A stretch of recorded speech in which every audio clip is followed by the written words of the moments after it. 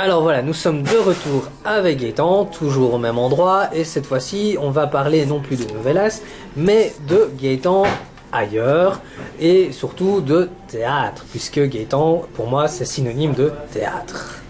Merci, ça me touche, oui, forcément, le théâtre c'est quand même, c'est quasi toute ma vie, c'est ma vie d'ailleurs. J'y consacre beaucoup de temps parce que, l'air de rien, c'est du boulot. Il y a l'écriture, il y a d'abord, avant l'écriture et d'abord, qu'est-ce qu'on va dire ? Tu es auteur aussi, Stéphane, donc tu sais ce que c'est non, parce que je réfléchis pas, moi. Chacun son truc. Je rigole. Oui, évidemment. Je sais bien que tu rigoles. C'est tout un travail, en fait. C'est tout un travail de réflexion, un travail de... Des fois, comme tu dis, c'est vrai, hein, des fois on ne réfléchit pas, on y va, on fonce. Ça dépend, on va dire, l'objectif du texte. Il y a des textes poétiques où on ne réfléchit pas, c'est de la pure pulsion. Au théâtre, c'est déjà plus difficile parce que tu es aussi metteur en scène. Donc tu travailles le texte avec la dramaturgie en même temps. Il y a d'office une ligne, ça vient après évidemment. Dans un premier temps, on ne réfléchit pas. On ne réfléchit même pas à l'orthographe. Donc c'est pour vous dire, ça c'est vraiment le début du début. On ne réfléchit pas même à l'orthographe. On réfléchit à rien. On fonce, on écrit, on a une autre idée, on a notre... Tout dépend ce qu'on fait. Si c'est une pièce à 2 personnages, 3, 4, 1 seul en scène, comme j'en ai fait plusieurs d'ailleurs. C'est tout ça qui découle. Notre Saint-Valentin. Entre autres, notre Saint-Valentin, oui, il y a eu Chloé aussi, voilà. Tout dépend de ce qu'on veut vraiment donner. Justement, dans ton cas, est-ce que tu sais à l'avance, est-ce que tu fais un plan, par exemple, en te disant, voilà, cette pièce, il y aura 3 personnages, ou est-ce que ça peut évoluer tout simplement en cours d'histoire ? J'ai rarement fait évoluer une pièce par après. Tout est planifié. Tout est planifié. D'accord. Tout est planifié. J'ai d'office. Ce qu'il me faut, c'est un titre. C'est très important. J'ai des amis auteurs qui n'ont pas besoin d'un titre pour écrire. Moi, je serais incapable d'écrire un texte. Si j'ai pas une poésie, c'est pas la même chose, mais un texte, je veux dire plus long. Je suis incapable d'écrire une nouvelle ou une pièce de théâtre ou quoi que ce soit si j'ai pas un titre qui me. C'est pas le titre qui m'inspire, mais c'est le titre qui me sert de toit, on va dire. Un toit. J'ai besoin d'un toit sur ma tête, et c'est le titre de la pièce. Ça, c'est super important. À partir de là, le titre peut évoluer, peut changer, peut être modifié, mais en tout cas, il me faut un toit sur la tête. Ça, c'est vraiment la condition que je... C'est souvent d'ailleurs difficile de trouver un titre. Souvent, c'est assez compliqué parce que on se dit... Des fois, on a des titres très simples, et puis pour finir, on se dit, mais est-ce que ça va plaire ? Alors, comme on est dans la discussion entre auteurs, moi, c'est l'inverse. Parfois, j'ai le titre avant de commencer à faire quoi que ce soit, ou parfois, je fais le titre à la dernière phrase. Ce sont des approches différentes, mais je ne sais même pas s'il y en a une qui est meilleure que l'autre. Au final... Je pense pas. Les textes sont tout aussi bons et chaque auteur doit trouver sa méthode, sa manière. C'est du cas par cas, elle est claire. Hein. Ne vous cassez pas la tête non plus aux jeunes qui veulent écrire et que je suggère et que je conseille vivement de se mettre à écrire. Parce que c'est super important de créer. Je crois, sincèrement, c'est très bizarre ce que je veux dire, mais en même temps, je le pense profondément. Je pense que nous sommes créés pour créer. L'être humain a été créé pour créer. Quand on va sur Terre, tout est création. Tout est création. Prenez cette plante, elle crée. Elle grandit, elle croît, elle va. Tout est création. C'est pas une fausse, hein. Oui, non, c'est une vraie. Non, c'est une vraie plante. Oui, non, tout est fait pour être créé, pour bouger, pour ne pas rester immuable. Et je crois qu'il ne faut pas hésiter. Il ne faut pas hésiter à écrire, quitte à est-ce qu'on soit refusé par les éditeurs, ça c'est notre problème. Le problème, n'est pas là. Mais il faut faire ce qu'on a envie de faire. C'est vraiment assez important en tout cas d'essayer.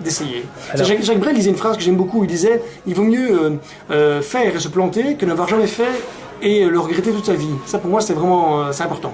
La plante te remercie.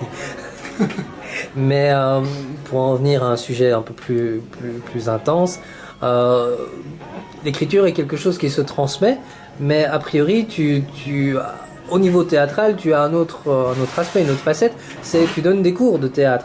Et pour moi, la question est un peu insidieuse, mais pour moi, jouer du théâtre, ce n'est que reproduire quelque chose qui a été créé. Ou est-ce que c'est alors une recréation ?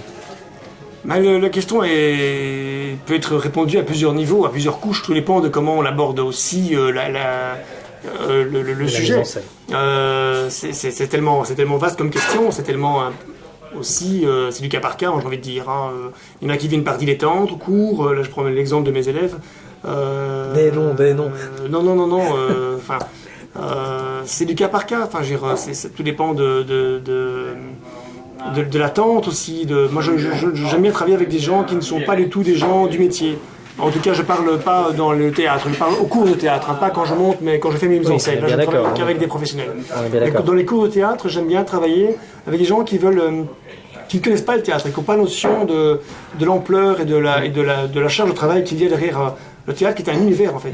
Ils ont quel âge les... De 7 à 77 ans, comme on dit. Donc c'est ouvert à tout le monde, c'est pas scolaire. C'est pas limité, non. D'accord. Pas du tout. Et c'est pas difficile justement de mettre ensemble des personnes d'horizons a priori totalement différents? Ça peut sembler difficile, mais ça donne aussi une richesse incroyable, parce qu'on fait beaucoup de travail d'improvisation. Et on a une petite de 10 ans qui peut jouer des mamies, qui peut jouer des bobonnes, qui peut s'amuser à jouer ce qu'elle veut. C'est ça qui est très agréable, évidemment. Et d'où vient cette passion pour le théâtre? Parce que moi, je connais la plupart de tes livres, donc qu'ils soient édités chez Novelas ou ailleurs, et c'est assez varié. Il y a de la poésie, il y a des textes, mais essentiellement du théâtre. Hein. Je pense qu'on est à 5 ou 6 titres, tout éditeur confondu, plus les pièces qui sont jouées et qui ne sont pas éditées. Donc, d'où vient cet amour ou passion ou qu'est-ce que c'est d'ailleurs? Je pense que c'est une vocation, simplement. C'est, voilà, partons de là. Je crois que j'ai toujours aimé le théâtre depuis tout petit. J'aimais les films... Oui, bonne question, parce que petit, j'aimais les films avec Gérard Philippe, enfin La Tulipe et tous ces films, Le Rouge et le Noir, tout ça.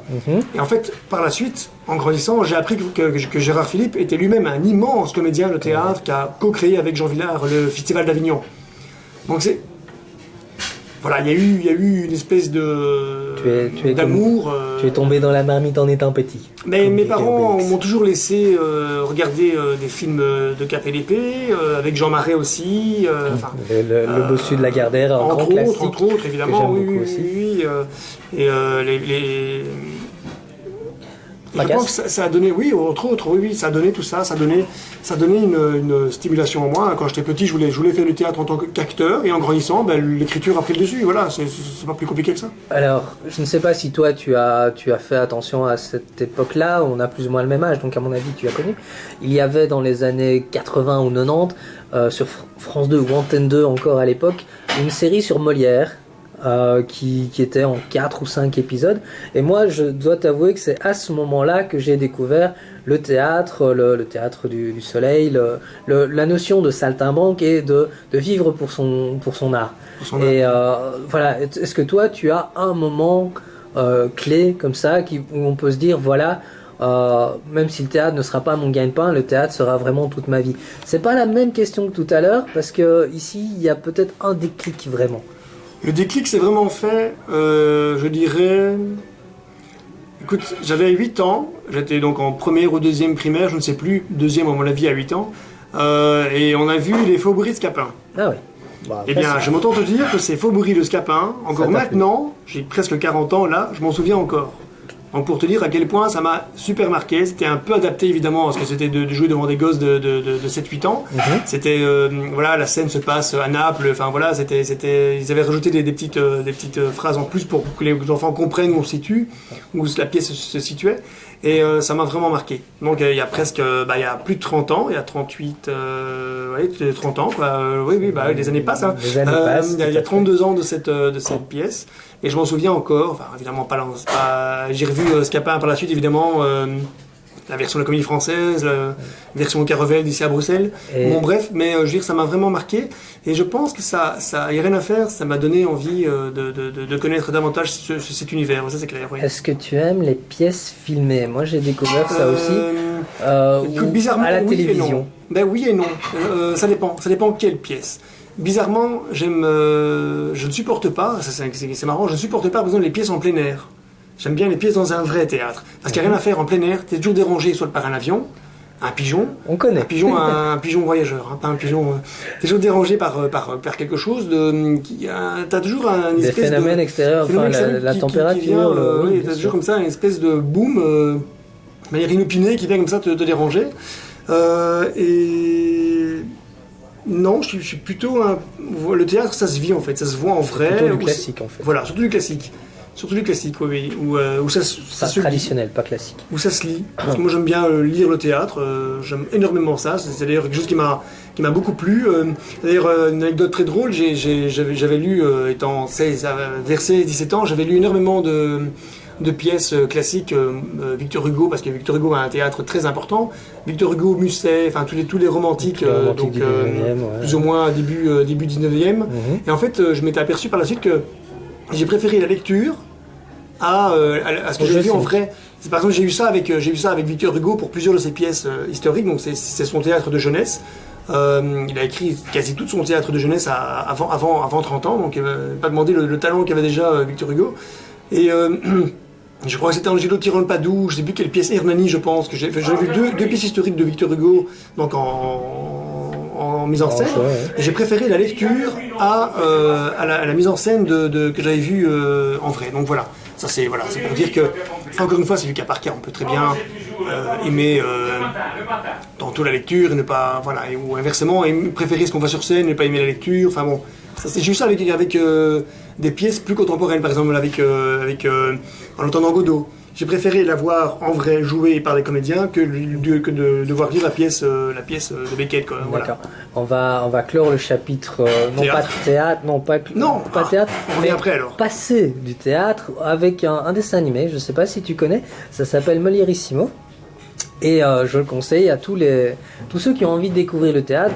C'est tout simplement c'est l'histoire de Quentin, qui est donc pas ton fils, mais voilà, la coïncidence, bon c'est pas Quentin de Catherès non plus, mais donc Quentin se retrouve moucheur de chandelle pour Molière, et donc on découvre la vie de Molière et toute l'époque du Roi Soleil au travers du regard de ce jeune enfant qui est orphelin. Bon, après il y a toute une histoire, mais on découvre donc le Roi Soleil, Cyrano de Bergerac, il y a des anachronismes, d'Artagnan, et...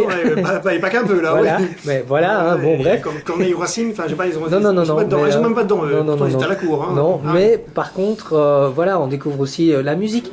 On sait que Molière a, bien sûr, d'abord essayé la tragédie, mais la comédie, et puis a été mis en musique avec Lully, par exemple. Et donc on découvre tout ça. C'est vrai. C'est un apprentissage du théâtre, mais pour les jeunes, je trouve. Bien. Donc voilà.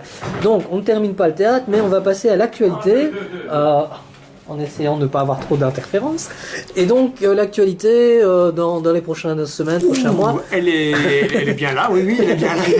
Il y en a quelques-unes. J'ai mon petit papier avec moi parce que je suis désolé. Au niveau des dates, je suis une vraie passoire. Oui, parce que comme j'ai beaucoup de trucs en même temps. On va peut-être pas donner les dates, mais on va toujours préciser que, en tout cas, les utilisateurs de Novella auront le mag, tout est mis. Il y a ça sur ta page Facebook, merci sur la nôtre.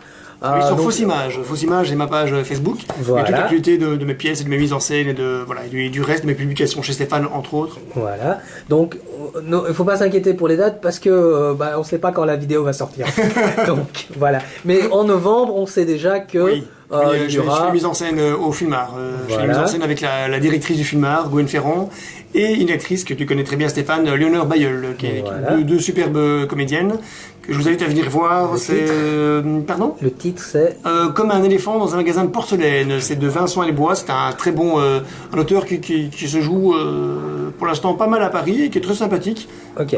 Voilà. En novembre, nous avons Palindrome, si je ne me trompe pas. Ça c'est l'éléphant, c'est en novembre. En décembre, c'est Palindrome. C'est déjà en décembre. Décembre, oui, le 10, 11 et 12 décembre, toujours au Fulmar, Palindrome. Là, c'est pas moi qui mets en scène, c'est Juan Garcia Marquez. Et lui, il met en scène de mes pièces, une création pour deux jeunes comédiennes, Pascaline et Morgane, donc deux superbes comédiennes que j'avais vues il y a un an dans une autre pièce. Et qui, voilà, je me suis dit, L2, je l'ai vu dans ma prochaine pièce. Si je ne me trompe pas, c'était au Théâtre de la Flûte Enchantée en fin d'année. Non, c'était au Fulmar, oui. C'était déjà au Fulmar. C'était au Fulmar, oui, je l'avais vu dans une mise en scène de Rouen d'ailleurs. D'accord, donc on ne change pas une équipe qui gagne comme on dit. Exactement. Ok, et pour l'année prochaine, théâtre. Début janvier, enfin non, plutôt les répétitions évidemment se feront en janvier, mais la pièce de Emmanuel Ménard qui s'appelle L'Ascenseur, ce sera le fin janvier au théâtre du Bisou à Anderlecht. C'est ça, et c'est une pièce qui est dans le recueil collectif auquel tu as participé, qui est donc À vos masques. bah, c'était en 2013, 13. hein, oui, c'est ça. Et là, je suis pas tout à fait sûr parce que les collectifs s'enchaînent et voilà. Mais Moi, j'irais 2012 même, 2012.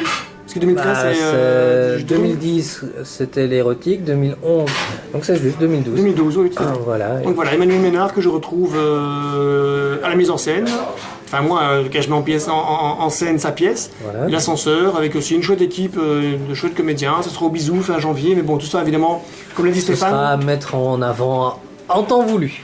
sur sa page, sur son mag Dans dans le Novelas, mag, et chez sur, moi, voilà, sur ma page sur- Fausse Image sur Facebook. Tout Voilà. le monde, vous serez de toute façon prévenu en temps et en heure, ne vous inquiétez pas pour ça. Merci Stéphane. Voilà, Déjà. voilà, ça c'est rien. Ok, bon, bah donc on va peut-être juste terminer, on va mettre de côté le théâtre et peut-être essayer de savoir pendant les 2-3 dernières minutes qui nous restent ensemble, tout simplement, Gaëtan, qui es-tu, toi? Ah moi, oui, enfin voilà.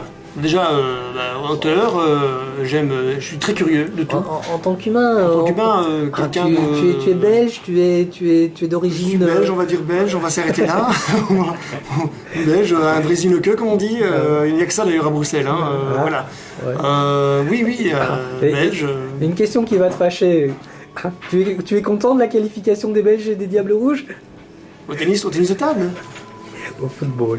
Pourquoi au football? Ah, quoi qu'au tennis aussi maintenant. Bah écoute, tu m'apprends quelque chose, je ignorais que les Belges étaient bons en tennis de table, je sais pas, On a j'y connais Jean-Michel rien. Sèvres en tennis de table quand même. Oui, c'est vrai, Il c'est vrai. fait son huitième Jeux Olympiques. Il approche 50 ans lui, non? Je saurais pas dire. En tout cas, voilà, bon, bref.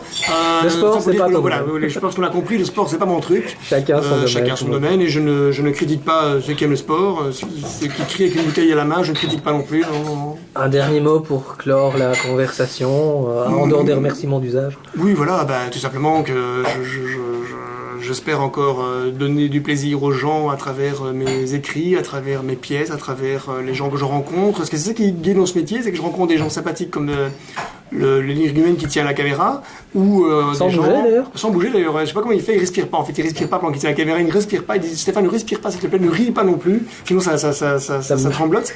Je voulais remercier, remercier, en tout cas, que je trouve agréable dans cette passion, dans cette vocation que j'ai du théâtre, c'est que je rencontre vraiment des gens géniaux et j'espère vraiment rencontrer davantage, encore.